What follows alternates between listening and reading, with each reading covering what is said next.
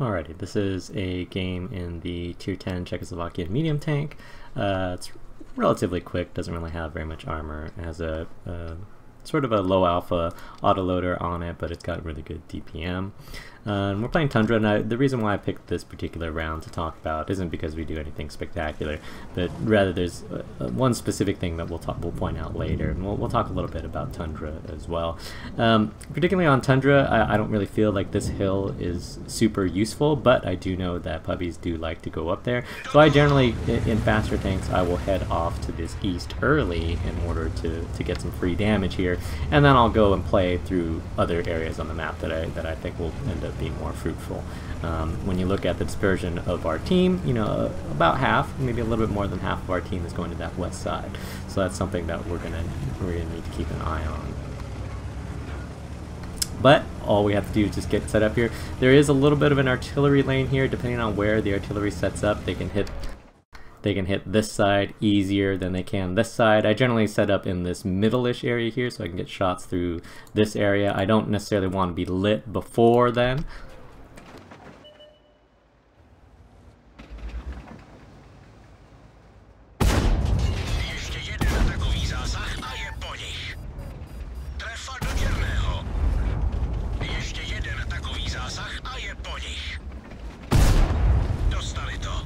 And then so we're able to get our clip out, and then we're on our way. This is slow. Am I running at the... Okay, there we go. I guess we are running at regular speed. Anyhow, so I like getting my clip off there. We did lose our 1375, but we don't have a whole lot there. Again, they've got a lot of guys on the hill. I don't really feel like the hill is super important because I don't really feel like the hill projects very well onto the rest of the map. So specifically speaking, in order to get shots or spots off of this hill, you basically have to overexpose yourself, and that allows many people that aren't on the hill to shoot you relatively easily. And so while it is a high ground, it doesn't necessarily mean that that's good ground. Like you can see where this WZ-132 is at. In order to go out far enough to actually spot things, he's got to be in a position where he can potentially get wrecked. That's going to be a bigger problem there for him. So we basically sacked the hill, which is fine. We got our free damage and then left, right? Our other guys got out as well, which is what you want to see. And then what we need to do is we need to focus on what's going on in this west over here and try to make this happen. And so like you can see that we've got a couple guys pushing up over here. They do have a JPE in the back. But see how this M103 and 48 pattern are coming through this middle here? We want to be able to support this type of maneuver that comes around to basically to where the backside of this JPE is at. And so you'll watch, like, see how this 48 pattern is continuing to push. I don't want to get too far left behind because if he pushes this E75, I want to be in a position where I can actually support him. We see that they have some guys on the hill, but you'll see that it's difficult for them to project off of it, especially down to where we're at. So they'll basically spend a lot of time up there just kind of hanging out. And we do get shot by their bad chat 25 AP from the middle, but that's not that big of a deal. So there is a charioteer here. I do have the pattern with me. The JPE is behind. So that is something that we're keeping an eye on. I didn't think this guy would charge me, and this is where I noticed that this JPE is actually looking in my direction, which is interesting considering he's got a bunch of tanks behind him, but you know, to each his own. So that's something that I need to keep an eye on. And so this is the crux of what I'm talking about here. So I'm in free look right now, but essentially what I did when I came up here, I looked to get my shot on the charioteer. I didn't, you know, he might have been thinking that I was reloading, but he decided to charge me in either case, so I have to force the reload. I'm not worried about the charioteer killing me at this point. You know, he's not really going to be able to put out that damage, enough damage before I'm going to reload. But I need to be concerned about the positioning of this JPE 100 because for inexplicable reasons, he is facing my direction. And so this is really the crux of what I want to talk about in, you know, we talk about it a lot in the stream, but it's understanding what you're afraid of. Like I know, see how this charioteer is moving in on my position? There's very little areas where I can move where this charioteer is not going to deal damage to me. So I'm not really concerned about the charioteer. See how this 155-55 is up here. He's on high ground. It's actually a little bit difficult from the distance that he's at for him to hit me, just because he doesn't really, those shells don't really, the guns and the shells themselves don't really have, because they have some arc on it, they don't really have good gun depression, you know, or shell depression, however you want to say it.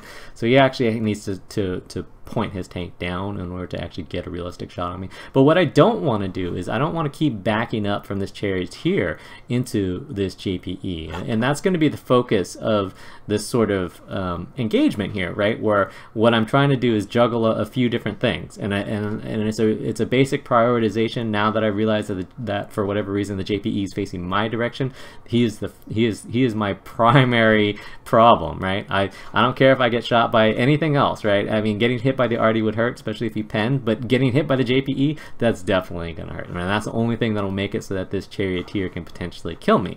Otherwise, you know, the charioteer, doesn't matter how close or how far he is, he's not going to be able to kill me without some significant help from his friends. And so as long as I position myself accordingly, then he's not going to be a problem. And so the reason why I bring this up is because I see a lot of people who fixate on the tank that's closest to them, and that's not necessarily what you want to do. That's not necessarily what you want to do in terms of your defensive micro positioning, especially when you're in tanks that are more fragile, like this 50-51, right? It's not like if I keep my armor pointed towards the charioteer that he's going to bounce, or if I get to an appropriate distance, it's going to increase his chance to bounce. He's going to be able to shoot me pretty much anywhere. So I need to control how much I get shot from everyone else, and then I'll worry about him last. So as far as the prioritization here, the prioritization is this JPE over here, and then this artillery, and then the charioteer. And so I'm not really worried about anything else. And so you'll notice that I back up just a little bit too much there, but so that was not in free look, so I'm actually watching that. So you'll notice that most of this time I'm not actually looking at the charioteer. I'm making sure that my positioning on the JPE is correct, right? Because I know that he's going to get pressure from behind, so he's going to have problems. And then, right, I'm also keeping an eye on that bat chat over there. And then otherwise, I'm not super worried about this charioteer yet. Again, remember, he can't really do a whole lot. See how that JPE is now no longer facing me? There we go. See how he's no longer facing me? Now I can back off a little bit as I need to in order to minimize how much of a shot that this 155-55 is going to get at me. And this is the same sort of situation. Now this guy's not the threat. This guy's the primary, and this guy's the secondary. Simply because I don't want to get hit by the HE shell. But this guy still needs to come down at more of an angle in order to shoot me. He doesn't have the gun depression to shoot me, or the shell depression to shoot me from where he's at. So I need to keep that in mind and try to create a little bit of distance between me. The charioteer does block a shot for the 155-55, but and he does actually get a shot on me. But you'll notice that again, he doesn't get a shot until he's basically going slightly sloped downwards on level ground, again because of the shell depression that's required for that.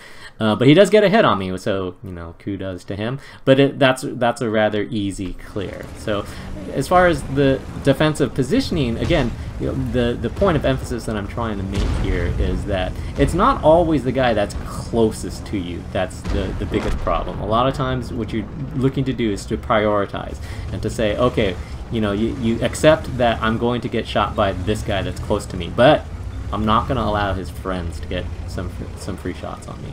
And once that becomes a little bit more of your focus, like if I was in an armor tank, if I was like in an E75, yeah, I would probably want to try to keep my armor faced towards the charioteer a little bit more. But in this particular case, since the direction of my armor, or the distance that I am away from him, is not going to make the difference between bouncing and not bouncing. It's more about minimizing how much his friends can hurt me, especially when I know that I can outgun him. I'm just waiting for my reload. And then the rest is really just mopping up, and so we'll talk a little bit here about, again, the reason why this doesn't project very well. They'll still have a few guys up there. They did bring some guys off the hill, which is good for them, but they're kind of spread out, right? And their team is mostly mediums. I mean, so is our team, but they're a little bit spread out, which is going to cause some issues for them. And again, you'll see that it's very easy to both spot and pick these guys off of the top up here.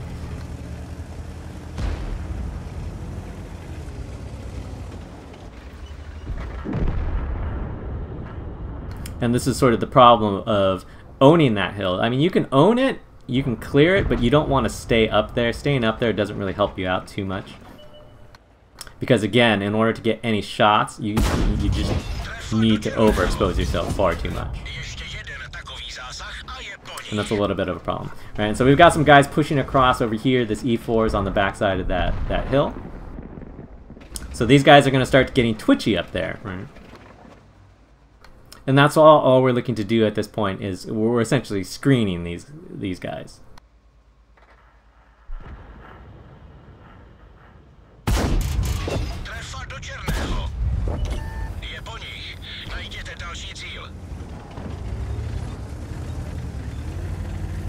And so they have to shift across to deal with the E4 that's on cap, but unfortunately that is not going to work out well for them.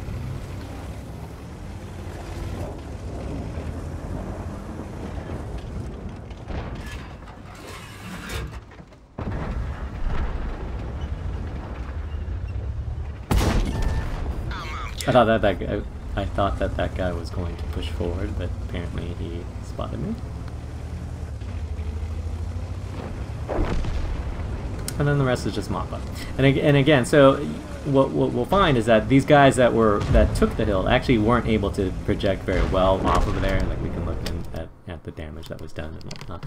But so essentially, there's a couple of things. So the basic Tundra theory, at least my basic Tundra theory, is to come over to this east side, you know, get your free damage when you can. Don't hang out over here, especially if you don't really have that much, and then just get away and go, you know, be significant somewhere else. We had a good portion of our team on this west side, and that M103 and the 48 pattern did a good job of actually pushing down this 2 line. So it was very easy for us to push this 3 line and actually support them.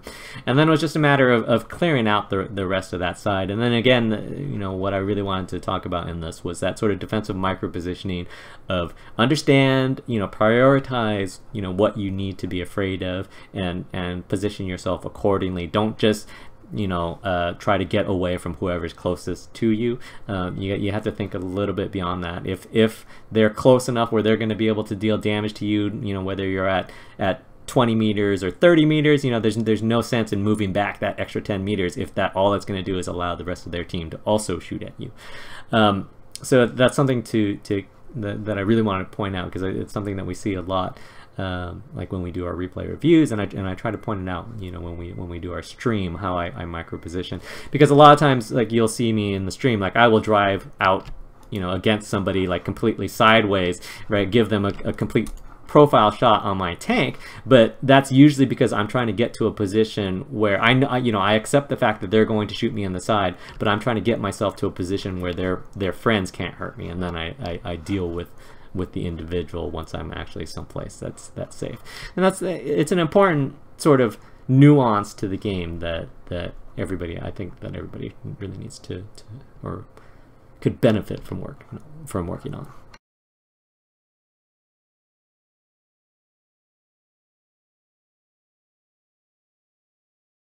Alrighty.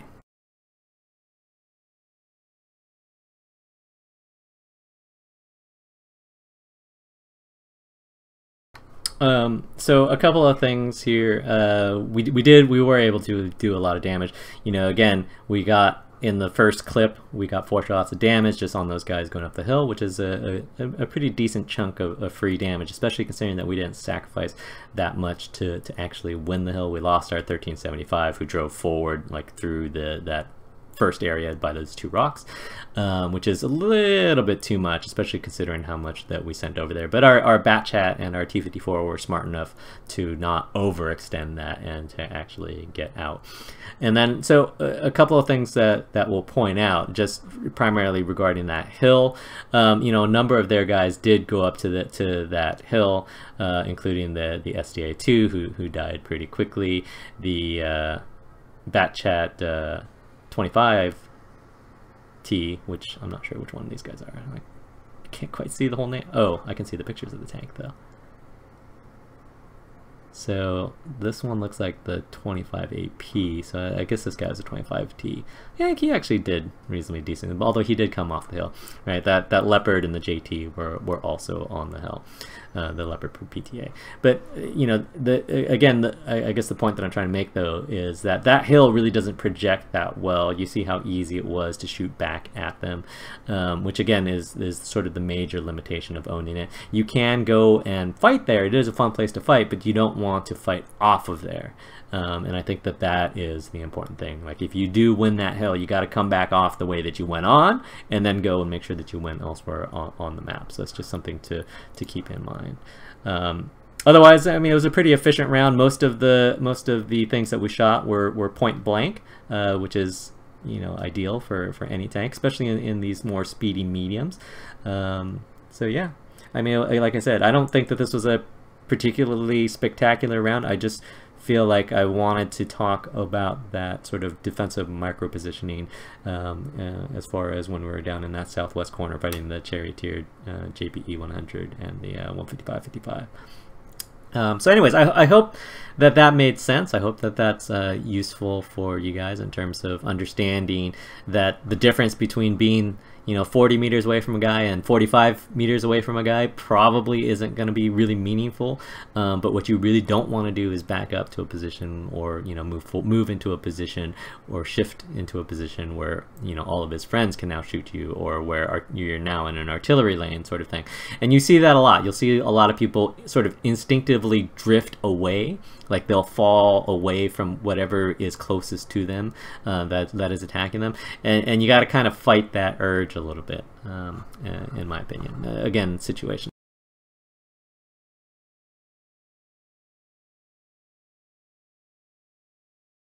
In other words, use your head. So I hope that was helpful, and thanks for watching.